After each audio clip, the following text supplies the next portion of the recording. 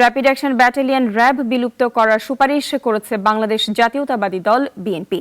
সরকারি পুলিশ সংস্কার কমিটির কাছে এ সুপারিশ করেছে দলটি। এদিকে আগামী 16 ডিসেম্বর মহান বিজয় দিবসে রাজধানীতে কনসার্টের আয়োজন করার ঘোষণা দিয়েছে সবার আগে বাংলাদেশ নামের একটি সংগঠন। সকালে রাজধানীর গুলশানে বিএনপি চেয়ারপারসনের কার্যালয়ে সংবাদ সম্মেলনের আয়োজন করে বিএনপির পুলিশ সংস্কার কমিটি।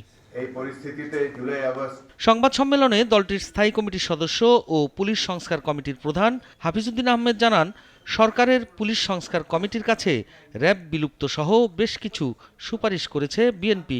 বাংলাদেশকে বিগত পতিত সরকারের আমলে একটি পুলিশ স্টেটে পরিণত করা হয়েছে এবং পুলিশ স্টেটের আওতা থেকে বের করে এই পুলিশ বাহিনী যাতে জনগণের প্রতি সংবেদনশীল হয়, জনগণকে মান্য করে, তাদের মগজে যেন এই ধারণাটি পতিত হয় যে দেশের মালিক জনগণ, তারা জনগণের প্রভু নয় বরং সেবক।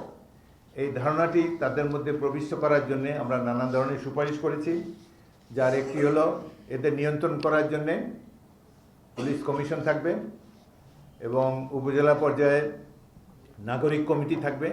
সেখানে স্থানীয় জনগণ মিলে পুলিশের কর্মকাণ্ডকে নিয়ন্ত্রণ করবে বা নিয়মিত প্রয়োজনীয় পরামর্শ ইত্যাদি দিবে। এই র্যাব বাহিনীরই আন্তর্জাতিকভাবে এমনভাবে নিন্দনীয় হয়েছে, আর দেশের মধ্যে তো র্যাব মানে একটা দানব সৃষ্টি করেছে। তারা যত ধরনের খুন যখন এবং যত এক্সট্রা জুডিশিয়াল কিলিং সব কিছু অধিকাংশই এই র্যাবের মাধ্যমে হয়েছে। সেজন্য আমরা এটিকে বিলুপ্ত করার জন্য সুপারিশ করেছি। এর আগে রাজধানীর গুলশানে এক সংবাদ সম্মেলনের আয়োজন করে সবার আগে বাংলাদেশ নামের একটি সংগঠন। নিজস্ব সংস্কৃতি ধরে রাখার জন্য আমরা এই উদ্যোগটি নিয়েছি। সম্মেলনে সংগঠনটির আহ্বায়ক ও বিএনপির যুগ্ম মহাসচিব শহীদুদ্দিন চৌধুরী অ্যানি জানান, আগামী 16 ডিসেম্বর মহান বিজয় দিবসে রাজধানীতে কনসার্টের আয়োজন করা হবে।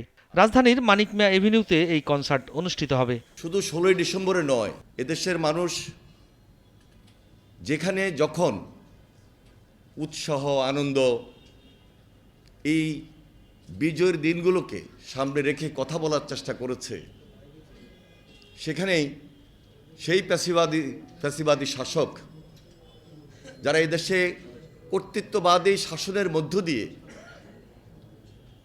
এই দেশের মানুষকে জিম্মি করেছিল, ভয়ঙ্কর শেখ হাসিনার নেতৃত্বে,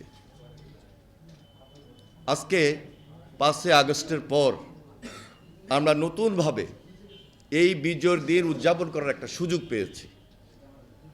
সেজন্য এই বিজয়ের মাসে 16 ডিসেম্বর আমাদের সামনে রয়েছে। আমরা সার্বজনীনভাবে 16 ডিসেম্বরকে উদযাপন করার জন্য, বিজয়ের দিনকে আবেগ, উৎসাহ এবং উদ্দীপনার মধ্যে নিয়ে আসার জন্য, পুরা জাতিকে একত্রিত করার মধ্য দিয়ে এই দিনটিকে আমরা উদযাপন করার সিদ্ধান্ত নিয়েছি। নতুন প্রজন্মের কাছে বাংলাদেশের নিজস্ব সংস্কৃতি তুলে ধরতেই এই আয়োজন, জানিয়েছেন আয়োজকরা। দেশের সংস্কৃতি সব কিছুকে ধারণ করে আমরা ঐক্যবদ্ধ থাকব এবং বাংলাদেশ, উই আর বাংলাদেশ। সাইফুল শাহিন, নাগরিক, ঢাকা।